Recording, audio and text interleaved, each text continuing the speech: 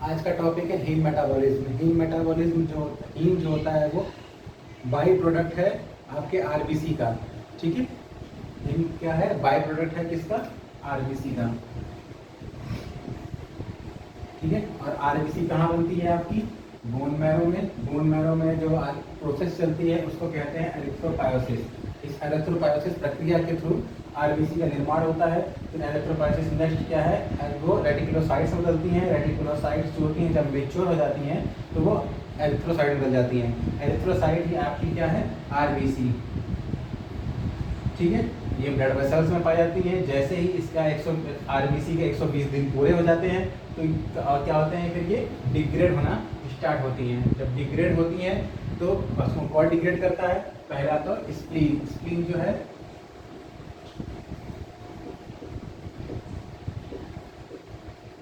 Graveyard of RBC.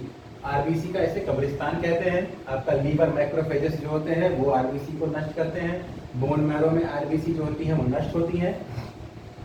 इन सब के काम करने की वजह से हमारा 80% जो हीम होता है वो इनसे मिलता है। ठीक है, 80% जो हीम हमारे बॉडी में प्रोड्यूस होता है वो इन बोन मैरो, स्प्लीन और आपका लीवर मैक्रोफेजेस के द्वारा यहाँ से बनता है। और बाकी के जो 20% है वो हीम कहाँ से होते हैं? आपके साइटोक्रोम और मायोग्लोबिन।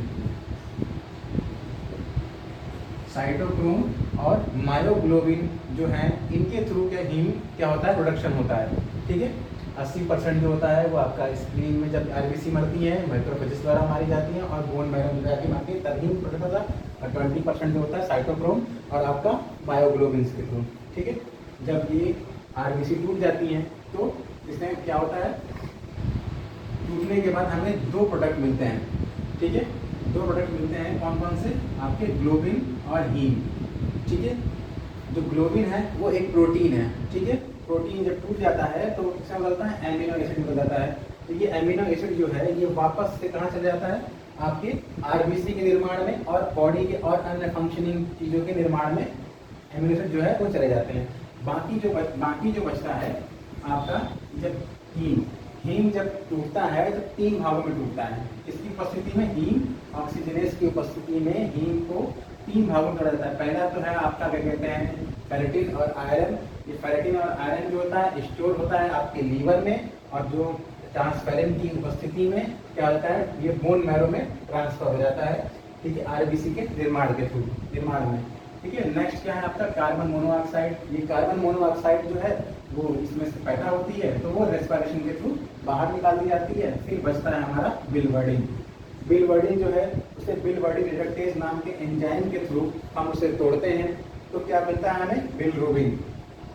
ये बिलरुबिन जो होता है वो अनकंजुगेट बिलरुबिन होता है और लिपिड सॉल्युबल होता है। लिपिड सॉल्युबल होता है और टॉक्सिक होता है हमारे बॉडी के लिए। इसलिए हम इसको क्या करते हैं? ब्लड स्ट्रीम में जब डालते हैं तो हम इसको क्या करते हैं? एल्बुमिन के साथ क्या करते हैं? बाइंड कर देते हैं, जिससे कि ये क्या हो जाता है? वाटर सॉल्युबल हो जाता है और टॉक्सिक नहीं रह जाता है। ठीक है, फिर यहाँ से हम इसको ट्रांसफ़र करते हैं कहाँ पर? लीवर में। जब लीवर में ट्रांसफ़र करते हैं तो ये एल्बुमिन जो होता है ये वापस से आपके ब्लड में चला जाता है और जो अनकंजुगेट बिलरुबिन है वो लीवर में जाता है। हेपेटोसाइट सेल्स जो होती हैं फिर इसको क्या करती हैं? ग्लूटाराइड एसिड के साथ ऐड करती हैं। ग्लूटाराइड एसिड जो होता है वो अनकंजुगेट बिलरुबिन के साथ ऐड होता है। इसकी उपस्थिति में ग्लूटाराइड ट्रांसफरेज एंजाइम की उपस्थिति में ऐड होता है और बदल जाता है कंजुगेट बिलरुबिन। अब कंजुगेट बिलरुबिन जो होता है आपका वो वाटर सॉल्युबल और बॉडी के लिए टॉक्सिक नहीं होता है। ठीक है, बॉडी के लिए टॉक्सिक नहीं होता है। जब अनकंजुगेट बिलरुबिन है ये यहाँ पे आके गॉल ब्लैडर में फिर स्टोर हो जाता है। जब भी हम कोई फूड खाते हैं तो उसकी वजह से जैसे ही स्टमक में फूड पहुँचता है तो वहाँ से सीक्रेटिन नाम का एक हार्मोन रिलीज होता है और ये गॉल ब्लैडर को स्टिमुलेट करता है सीक्रेट करने के लिए। तो बाइल सॉल्ट के साथ ये बिलरुबिन अनकंजुगेट बिलरुबिन जो है वो आके गिरता है आपके डिओडेनम में। ठीक है, ड्यूडेनम पार्ट में गिरता है, फिर ड्यूडेनम पार्ट से होता हुआ वो लार्ज इंटेस्टाइन में पहुंचता है। लार्ज इंटेस्टाइन में क्या होते हैं, बैक्टीरिया होते हैं। बैक्टीरिया हमारे माइक्रोफ्लोरा प्रेजेंट होते हैं।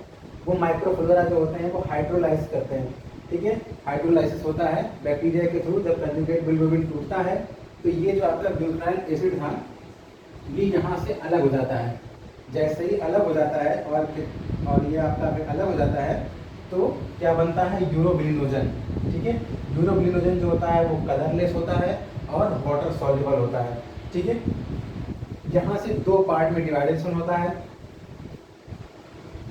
90% जो होता है वो ऑक्सीडाइज हो जाता है, ठीक है। इसके थ्रू इंटेस्टाइनल बैक्टीरिया के थ्रू। इंटेस्टाइनल बैक्टीरिया जो होते हैं वो आपके ऑक्सीजन की उपस्थिति में और गट की क्या कहते हैं एक्टिविटी की वजह से क्या होते हैं, ऑक्सीडाइज हो जाते हैं, ठीक है। और इनको ऑक्सीडाइज कौन करता है, ई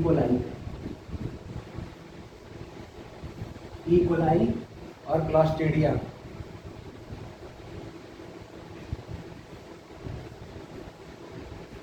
क्लॉस्ट्रीडिया बैक्टीरिया होते हैं जो इसको ऑक्सीडाइज करने का काम करते हैं और स्टेरकोबिलिनोजन बदल देते हैं। स्टेरकोबिलिनोजन जो होता है वो कलरलेस होता है,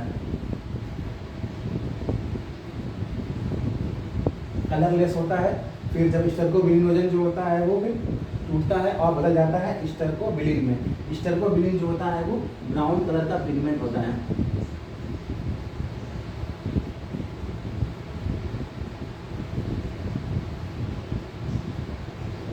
और ये फिर जो होता है वो फीकस के साथ पास आउट हो जाता है बॉडी से, ठीक है। जो बाकी 10% जो यहाँ बचता है वो एब्जॉर्ब हो जाता है, ठीक है, इंटेस्टाइन के थ्रू या इंटरहेपेटिक सर्कुलेशन के थ्रू। कहाँ पहुँचता है वो, आपकी लीवर में पहुँच जाता है, ठीक है। इंटरहेपेटिक सर्कुलेशन के थ्रू 10% जो आपका यूरोबिलिनोजन है वो इंटेस्टाइनल म्यूकोसा से एब्जॉर्ब होता है और इंटरहेपेटिक सर्कुलेशन के थ्रू वो पहुँच जाता है लीवर में, ठीक है। यहाँ से 2 से 5% जो होता है लीवर से यूरोबिलिनोजन जो होता है ट्रांसफर होता है किडनी में, ठीक है। 2 से 5% यूरोबिलिनोजन जो होता है वो ट्रांसफर होता है किडनी में और फिर उसको ऑक्सीडाइज किया जाता है, ठीक है। जैसे यहाँ पर ऑक्सीडाइज किया गया था बैक्टीरिया के थ्रू, वैसे यहाँ भी इसको ऑक्सीडाइज किया जाता है, लेकिन यहाँ पर इसके थ्रू H, ऑक्सीजन और लाइट, इन सब की जरूरत पड़ती है ऑक्सीडाइज करने के लिए। जैसे ही ऑक्सीडाइज किया जाता है तो ये बदल जाता है आपका, ये यूरोबिलिनोजन है, ये कलरलेस रहता है। जैसे ही ऑक्सीडाइज किया जाता है वो यूरोबिलिन होता है। यूरोबिलिन जो होता है वो येलो कलर का पिगमेंट होता है,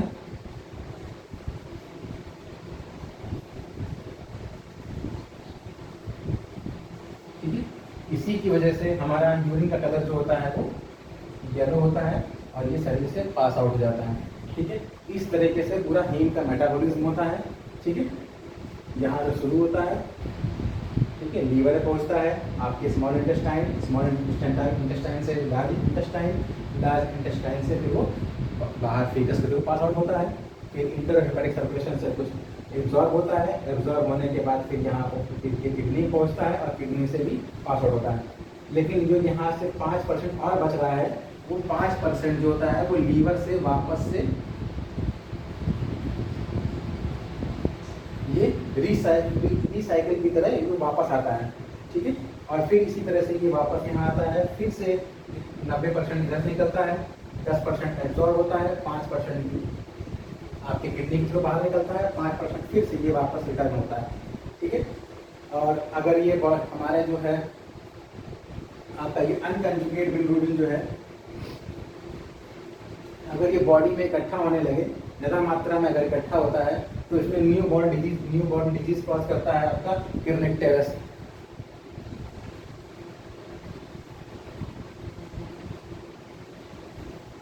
किर्निकटेरस नाम की एक डिजीज कॉज करता है अगर ये अनकंजुगेट बिलिरुबिन जो है बॉडी में इकट्ठा होता है तो, ठीक है। Thank you.